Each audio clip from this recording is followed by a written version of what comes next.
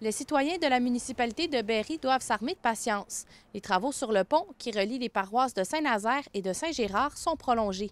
Initialement, le pont devait rouvrir au public demain, mais ça se fera au plus tard à la mi-novembre. Les sentiments, c'est que je peux souligner quand même que les gens de Berry ont été très patients.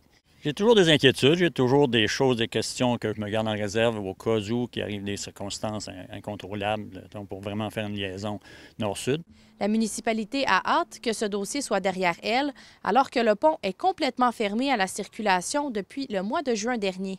Résultat, les citoyens doivent faire un détour d'environ 100 km aller-retour, une situation qui cause des maux de tête à plusieurs niveaux. L'impact le plus terrible que je trouve, c'est au niveau scolaire. Le niveau scolaire, c'est que les gens du primaire, il y a des enfants qui se levaient très tôt pour prendre l'autobus. Ces choses-là, ça demande un détour énorme. Fait que c'est ça que je dénonçais un peu en partie parce que, en plus de d'autres choses. Le ministère des Transports du Québec se dit conscient des inconvénients causés par cette situation.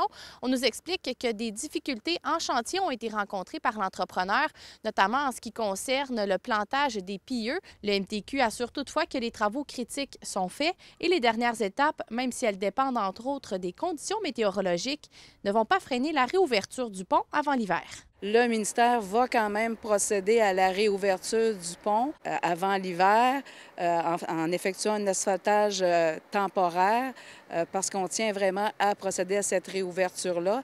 S'il demeure des travaux à réaliser, à ce moment-là, ils seront à compléter l'été prochain, mais il n'y aura pas de refermeture du pont à ce moment-là.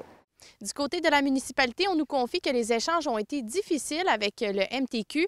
Pour de futurs projets, elle espère pouvoir compter sur une meilleure collaboration avec le ministère. Noémie Rondeau, RNC Nouvelles, Berry.